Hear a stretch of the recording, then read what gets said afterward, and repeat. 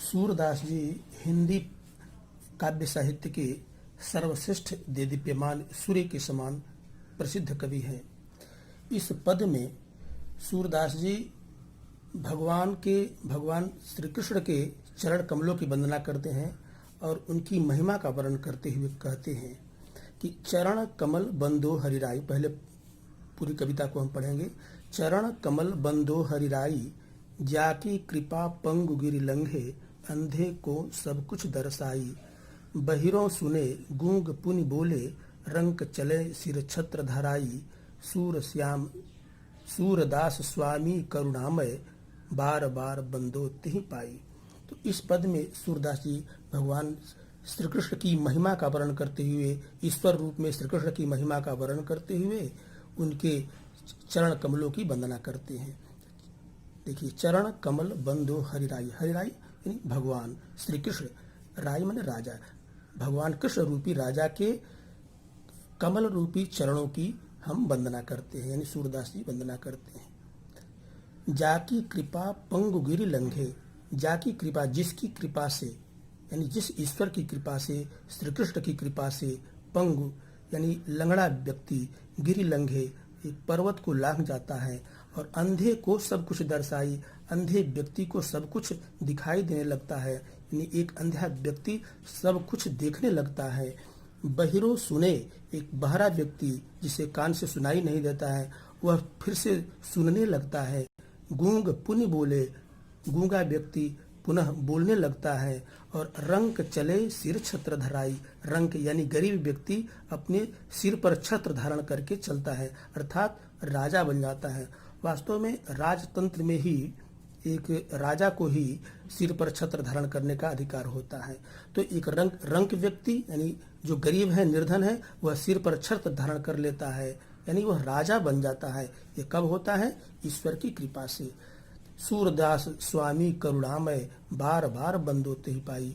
सूरदास जी कहते हैं कि ऐसे करुणामय माने करुणा से युक्त स्वामी श्री कृष्ण को पा करके बार बार बंदो, हम उनकी बार बार वंदना करते हैं। देखिए, इस जो पद है, पद में आता है तीन चीजें लिखने को आती हैं। पहले तो आता है संदर्भ लिखने को, कविता का या काव्य का संदर्भ, उसकी व्याख्या, और फिर आते हैं काव्यगत सौंदर्य। तो पहले संदर्भ में हम क्या लिखेंगे? प्रस्तुत पद महाकवि सूरदास जी द्वारा रचित ग्रंथ सूरसागर से संकलित हमारी पाठ्य पुस्तक हिंदी के काव्य खंड में संकलित पद शीर्षक से उद्धृत है। कहने का मतलब कि इस कविता के लेखक कौन है? महाकवि सूरदास जी, लेखक का नाम, और उनके द्वारा जो रचित ग्रंथ है जिससे कि यह पद लिया गया है, सूरसागर। तो सूरदास जी द्वारा रचित ग्रंथ सूरसागर से संकलित हमारी पाठ्य पुस्तक का नाम हिंदी के काव्य खंड में संकलित पद शीर्षक से उद्धृत है। अभी आपने देखा कि वो पद, उसका शीर्षक है, कविता का शीर्षक है पद। अब इसकी व्याख्या वैसे मैंने वीडियो में बता दी है, फिर भी एक बार इसको फिर से देखेंगे। ईश्वर की अपार महिमा का वर्णन करते हुए कवि सूरदास जी कहते हैं कि जिस हरि यानी ईश्वर, यहाँ पर श्री कृष्ण से मतलब है, जिस हरि या ईश्वर अर्थात श्री कृष्ण की कृपा से लंगड़ा व्यक्ति भी पर्वत को लांघ सकता है, अर्थात पर्वत के एक ओर से दूसरी ओर जा सकता है। अंधा व्यक्ति सब कुछ देखने लगता है, बहरा सुनने लगता है, गूंगा पुनः बोलने लगता है, रंक अर्थात निर्धन अपने सिर पर राज छत्र धारण कर चलने लगता है, अर्थात उसकी निर्धनता समाप्त हो जाती है, अर्थात वह राजा बन जाता है। ऐसे ईश्वर के कमल रूपी चरणों की मैं वंदना करता हूँ। मानी कौन वंदना करता है? सूरदास जी कहते हैं कि मैं वंदना करता हूँ। ऐसे करुणा से युक्त ऐसे स्वामी को पाकर बार बार उनकी वंदना करता हूँ, यानी सूरदास जी उनकी वंदना करते हैं। तो ये तो संदर्भ हो गया। संदर्भ के बाद उसकी व्याख्या के बाद काव्यगत सौंदर्य। काव्यगत सौंदर्य में देखें, इसमें इस कविता का मुख्य भाव क्या है, इसमें कवि क्या कहना चाहते हैं? तो ईश्वर की अपार महिमा का वर्णन किया गया है। इसमें ईश्वर रूप में जो श्री कृष्ण है उसकी महिमा का वर्णन किया गया है। और ईश्वर यानी श्री कृष्ण के प्रति भक्ति भावना व्यक्त की गई है। अच्छा, अब है इसकी भाषा क्या है। जितने सूरदास के जितने पद हैं इसकी भाषा है ब्रज भाषा, सरल सुबोध शैली में इन्होंने लिखा है ब्रज भाषा। शैली है इनकी मुक्तक शैली। कविता की मुख्य प्रकार से दो शैलियां होती हैं, एक होती है मुक्तक शैली, एक होती है प्रबंध शैली। तो यहाँ जो है मुक्तक शैली माने फुटकर इनके कविता हैं। मुक्तक शैली शब्द शक्ति में जितने सूरदास जी के पद हैं उसमें अभिधा शब्द शक्ति तो है ही, वैसे 3 शब्द शक्तियां होती हैं, अभिधा, लक्षणा और व्यंजना। तो इस पद में अभिधा और लक्षणा दोनों शब्द शक्तियां निहित हैं। और दूसरा है रस। रस में यहाँ पर भक्ति रस है, श्री कृष्ण के प्रति भक्ति को दिखाया गया है। और छंद है गेय, गेय पद माने जो वाद्य यंत्रों के साथ जो गाया जा सकता है, लय में, स्वर में, ताल में जिसको गाया जा सकता है उसे कहते हैं गेय। गेय माने गाने योग्य, गेय पद है। अलंकार में रूपक अलंकार, जैसे चरण कमल, चरण कमल में रूपक अलंकार है। और पुनरुक्ति प्रकाश माने बार बार, ये एक ही शब्द जब 2 बार प्रयोग में होता है तो उसको कहते हैं पुनरुक्ति प्रकाश। एक ही शब्द की आवृत्ति बार बार होती है, वहाँ पुनरुक्ति प्रकाश है। एवं अनुप्रास अलंकार ही है। अब अनुप्रास अलंकार कहाँ पर है आप देखेंगे। पहले गुण, गुण माने प्रसाद, प्रसाद यानी जो प्रसन्नता आनंद को देने वाला, उस जिसको कविता को पढ़े तो मन में एक आनंद आ जाए, वहाँ पर प्रसाद गुण होता है। तो इस प्रकार हम देखते हैं कि काव्यगत सौंदर्य में इस कविता का मूल भाव के साथ उसकी भाषा, शैली, शब्द शक्ति, रस, छंद, अलंकार और गुण, ये सब चीजें 7-8 जो मुख्य बिंदु है उसमें होने चाहिए। तो इस पद में हमने देखा कि चरण कमल माने कमल रूपी चरण, इसमें चरण की तुलना कमल से की गई है। यहाँ रूपक अलंकार है। इसके बाद में यहाँ बार बार यानी बार शब्द की 2 बार आवृत्ति हुई है, बार बार, इसमें पुनरुक्ति प्रकाश अलंकार है। और दूसरा है सूरदास स्वामी, ये 100 वर्ण की आवृत्ति बार हुई, यहाँ पर अनुप्रास अलंकार है।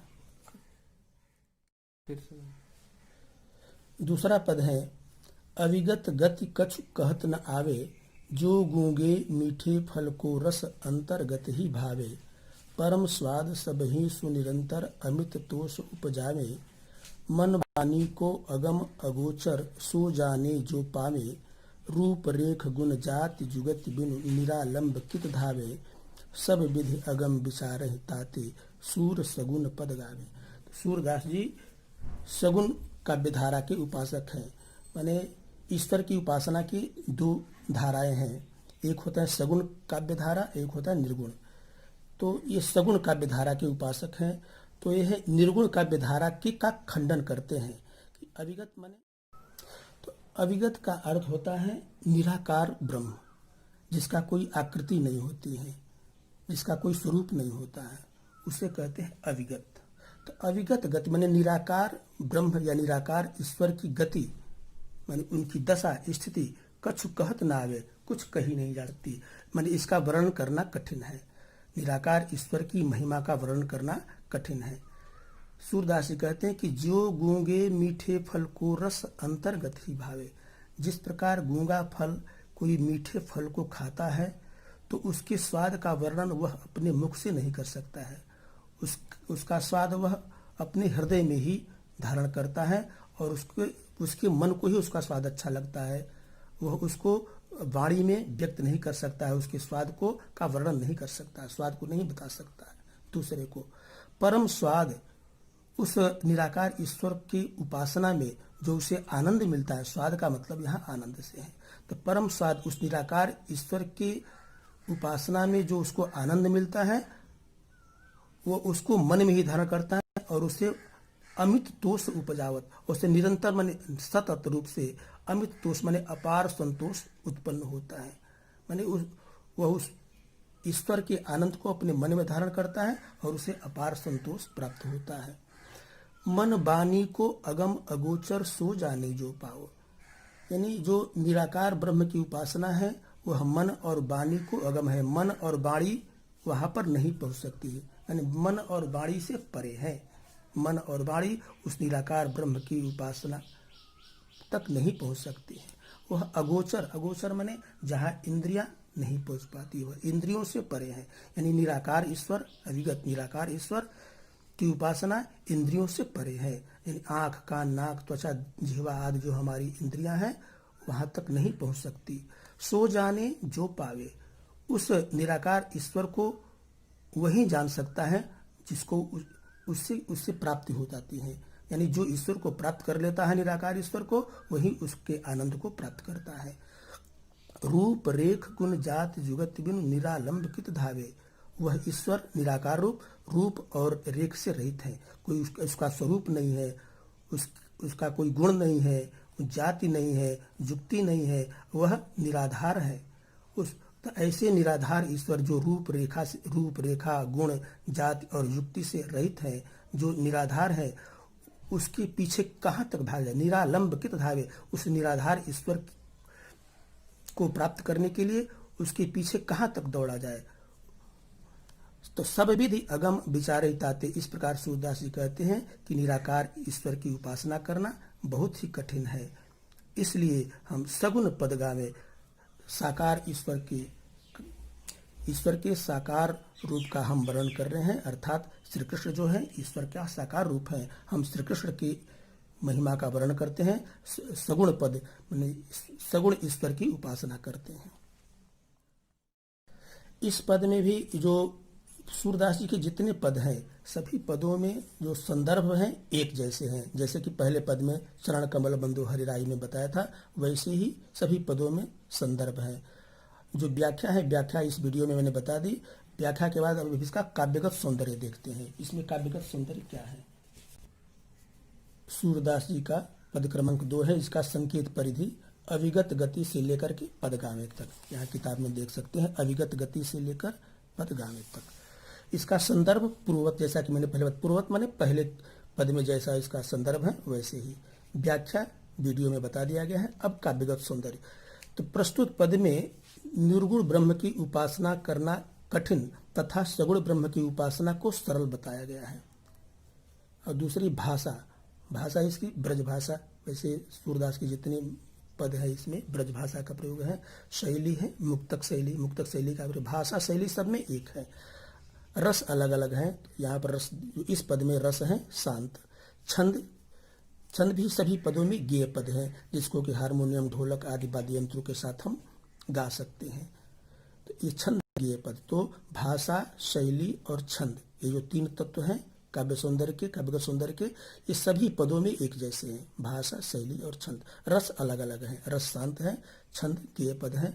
अलंकार देखिए, दृष्टांत अलंकार। दृष्टांत अलंकार कहाँ पर है। जैसे जो गूंगे मीठे फल को रस अंतर्गत, जिस प्रकार गूंगा माने किसी बात को कहने के लिए कोई उदाहरण के साथ किसी बात को कहा जाता है, वहां पर दृष्टांत अलंकार होता है। जिस प्रकार गूंगा व्यक्ति मीठे फल के आनंद को अपनी अंतरात्मा में ही धारण करता है। तो यहाँ पर एक दृष्टांत दिया है, उदाहरण दिया है, उदाहरण से निर्गुण ब्रह्म की उपासना का दोष बताया गया है।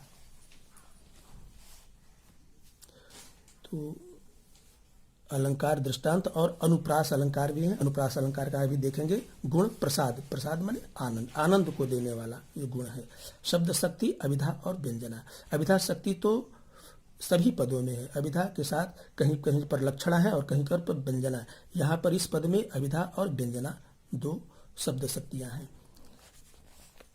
अब देखिए इसमें अनुप्रास अलंकार कहाँ पर है। रूप रेख, र वर्ण की आवृत्ति है रूप रेख। ऐसे जात जुगति, इसमें ज वर्ण की आवृत्ति है। अगम अगोचर, सब में अनुप्रास अलंकार है। सूर सगुन, इसमें यहाँ भी अनुप्रास अलंकार है।